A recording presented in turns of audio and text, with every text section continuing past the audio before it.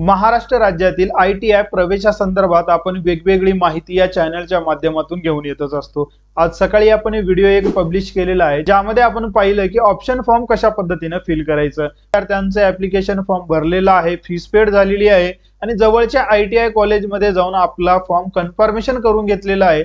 अशा विद्यार्थ्यांना आता एक नवीन सुविधा म्हणजे त्यांना ट्रेडची निवड करण्याची सुविधा उपलब्ध करून देण्यात आलेली आहे। त्याची सुरुवात आजपासून झालेली आहे। त्या व्हिडिओची लिंक आपल्या डिस्क्रिप्शन मध्ये मिळेल, ते पाहून तुम्ही तुमच्या स्वतः मोबाईलद्वारे ऑप्शन फॉर्म चॉईस करू शकता।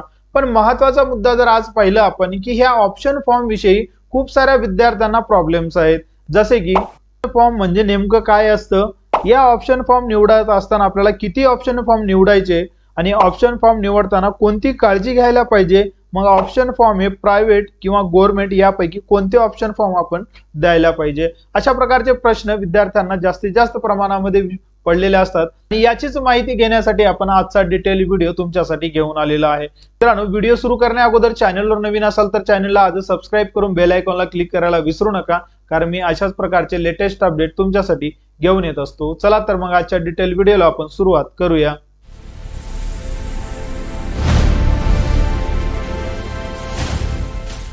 मित्रांनो, व्हिडिओच्या सुरुवातीला आपण जाणून घेऊया हे ऑप्शन फॉर्म म्हणजे नेमकं काय असतं। पहा, ज्यावेळेस ITIच्या प्रक्रियेचा आपण विचार करतो तर त्यावेळेस ऍप्लिकेशन फॉर्म भरणं, त्यानंतर फीस पेड करणं, त्यानंतर तुम्हाला कुठल्या ITI मध्ये कुठला कोर्स करायचा याची निवड तुम्हाला स्वतःला करावं लागतं। म्हणजे याची चॉईसही तुम्हाला स्वतः द्यायची आहे। ज्या पद्धतीने तुमची आवड असते त्याच पद्धतीने तुम्हाला इथं ट्रेड चॉईस करण्याची तुम्हाला इथं संधी उपलब्ध असते। म्हणजेच काय, तुम्हाला इथं सांगावं लागतं की मला इलेक्ट्रिशियन ट्रेड करायचं आहे, वायरमॅन करायचं आहे, फिटर करायचं आहे, वेल्डर करायचं आहे। तुमची ज्यामध्ये इच्छा आहे ते तुम्हाला इथं ऑप्शन मध्ये द्यायचं असते, त्याला म्हणतो आपण ऑप्शन फॉर्म। म्हणजे तुम्हाला कुठल्या ITI ला करायचंय हे तुम्हाला इथं निवडावं लागतं। हे ऑप्शन फॉर्म निवडत असताना आपल्याला मिळालेल्या 10वीच्या टक्केवारीनुसार इथं तुम्हाला ऑप्शन फॉर्म फिल करणं गरजेचं असतं, कारण की ज्या पद्धतीने तुम्ही जर इथं ऑप्शन फॉर्म फिल करत असाल यावरच डिपेंड असतं ITI ला नंबर लागेल की नाही लागेल।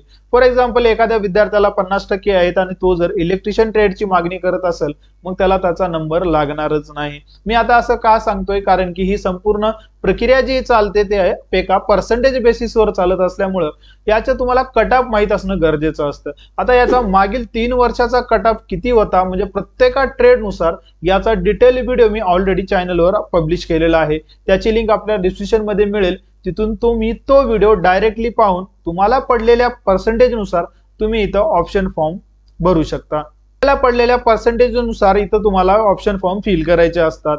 आता ऑप्शन फॉर्म फिल करणं म्हणजेच काय, ट्रेडची निवड करणं। ITI आणि ट्रेड हे दोन्ही निवडण्याची संधी विद्यार्थ्यांना देण्यात येते। कॉलेजचे तुम्ही ऑप्शन देत नाही किंवा ज्या ट्रेडचे तुम्ही ऑप्शन देत नाही त्याचा नंबर तुम्हाला लागतच नाही। सांगण्याचा उद्देश एवढाच आहे की तुम्ही ज्या कॉलेजला पार्टिसिपेट करता, ज्या ट्रेडसाठी पार्टिसिपेट करता, त्यानुसारच यामध्ये कट ऑफ निघत असतो आणि तिथूनच तुमचा नंबर लागत असतो। त्यानंतर अत्यंत महत्त्वाचा प्रश्न विचारला जातो की आपण ऑप्शन फॉर्म किती निवडायचे, 1 निवडायचं का, 2 निवडायचं, 3 निवडायचं, आपल्या जिल्ह्यात निवडायचं का आपल्या जिल्ह्याच्या बाहेर निवडायचं, प्रायव्हेटला निवडायचं का गव्हर्नमेंटला निवडायचं, अशा पद्धतीचे प्रश्न मॅक्झिमम प्रमाणात मला विचारले जातात। ऑप्शन फॉर्म निवडणं हा संपूर्ण तुमच्यावर डिपेंड आहे। तुम्ही 1 ऑप्शन फॉर्म निवडू शकता, 100ही निवडू शकता, संपूर्ण महाराष्ट्रातील ऑप्शन फॉर्म ही तुम्ही निवडू शकता।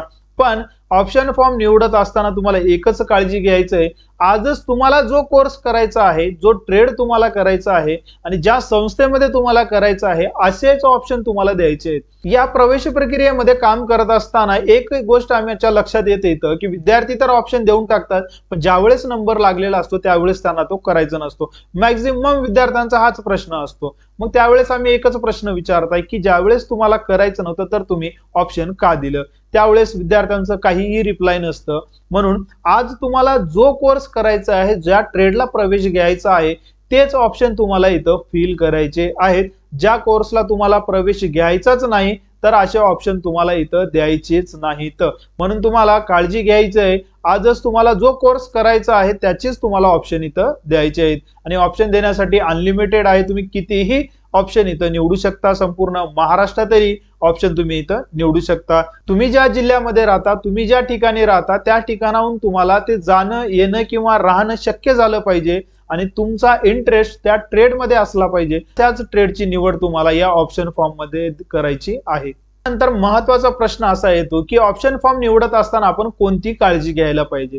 तुम्हाला पडलेले पर्सेंटेज, भलेही तुम्हाला 40 पडले असतील, 50 पडले असतील, 100 पडले असतील, जेवढे काही पर्सेंटेज पडले असतील तर त्या पर्सेंटेजचा तुम्हाला विचार करायचा आहे आणि ITIचा कट ऑफ त्या ट्रेडला किती होता तेही तुम्हाला इथं पाहून घ्यायचं आहे.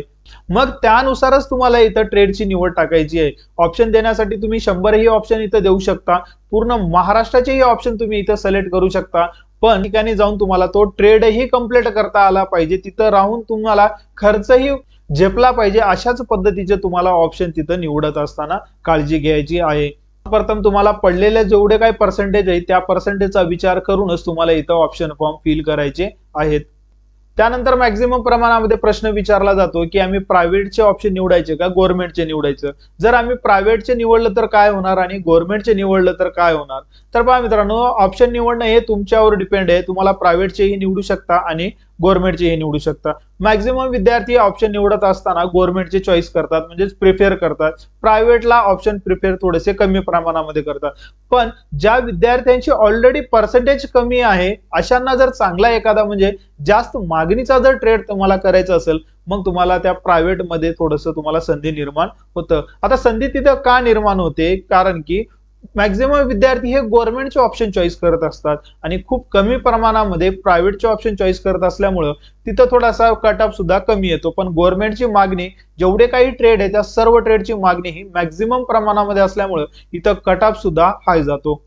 त्यानंतर अत्यंत महत्वाचा मुद्दा म्हणजे इथली फीस. गव्हर्नमेंट ITIची फीसही कमी असतं आणि प्रायव्हेट ITIची फीसही तुम्हाला इथं जास्त असतं. आता तुम्ही एक शब्द ऐकला असेल किंवा ज्यावेळेस तुम्ही ऑप्शन फॉर्म फिल करता त्यावेळेस पाहिलं असेल की IMC.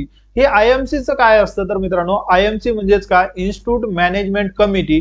या इन्स्टिट्यूट मॅनेजमेंट कमिटीला फक्त फीस ठरवण्याचा अधिकार आहे, त्या ट्रेडला प्रवेश द्यायचा अधिकार त्यांना नाही. फॉर एक्झाम्पल एखादा इलेक्ट्रिशियन ट्रेड आहे तर त्या इलेक्ट्रिशियन ट्रेडला फीस 10,000 ठेवायची, 20,000 ठेवायची, 30,000 ठेवायची, एवढाच अधिकार त्यांना आहे. त्या जागेवर तुम्हाला फीस भरूनही म्हणजे पैसे देऊनही तुम्हाला डायरेक्ट तिथलं सिलेक्शन देण्याचा अधिकार नाही. IMC अंतर्गत येणाऱ्या जेवढ्या काही संस्था आहेत त्यामध्ये IMCच्या फक्त 4च जागे उपलब्ध असतात. म्हणजे इलेक्ट्रिशियन जर IMC असेल तर फक्त त्या IMC मध्ये 4च जागे भरल्या जातात आणि बाकीचे जे 20 जागे असतात तर ते जनरल कॅटेगरी मधून भरल्या जातात, म्हणजे ते जनरल कोटा अंतर्गत भरले जातात.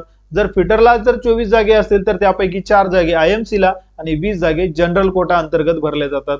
जनरल मध्ये संपूर्ण कास्ट आले, SC, ST, OBC, EWS, तुमचे जेवढे काही कास्ट आहेत त्या सर्व कास्ट या जनरल कोट्या अंतर्गत येत असतात. जरी तुम्ही आज तुमचे ऑप्शन जरी निवडले असतील तर त्याला एडिट करून तुम्ही त्याच्यामध्ये चेंजेसही करू शकता. आता खूप सारे विद्यार्थी कमेंट करत आहेत की मला ऑप्शन फॉर्म हा भरता येत नाही. तर ऑप्शन फॉर्म हा भरण्यासाठी ज्या ज्या विद्यार्थ्यांचं ऍप्लिकेशन फॉर्म हे कन्फर्मेशन झालेलं आहे अशाच विद्यार्थ्यांना इथं ट्रेडची चॉईस हे करता येत असते. विदाउट ऍप्लिकेशन फॉर्म कन्फर्मेशन तुम्हाला ट्रेडची चॉईस हे करता येत नाही. या ITIचा फॉर्म भरणं किंवा ITI मध्ये कन्फर्मेशन करणं किंवा ट्रेडची चॉईस करणं याचा फायनल टाइम टेबल अजूनही आलेला नाही. जोपर्यंत याचा फायनल टाइम टेबल येत नाही तोपर्यंत तुम्ही याच्यामध्ये तुम्ही ऑप्शनही भरू शकता, ऍप्लिकेशन फॉर्मही तुम्हाला भरता येईल, कन्फर्मेशनही करता येईल. ज्यावेळेस याचा डिटेल वेळापत्रक जाहीर होईल त्यावेळेस या चॅनलच्या माध्यमातून तुम्हाला अपडेट मिळणारच आहे. तर मित्रांनो, या ITI प्रवेश प्रक्रियेमध्ये तुम्हाला अजून कुठली माहिती हवी असल्यास मला कमेंटद्वारे कळवू शकता. भेटूया नेक्स्ट व्हिडिओमध्ये अशाच प्रकारच्या अपडेटेड माहिती सोबत. तोपर्यंत नमस्कार.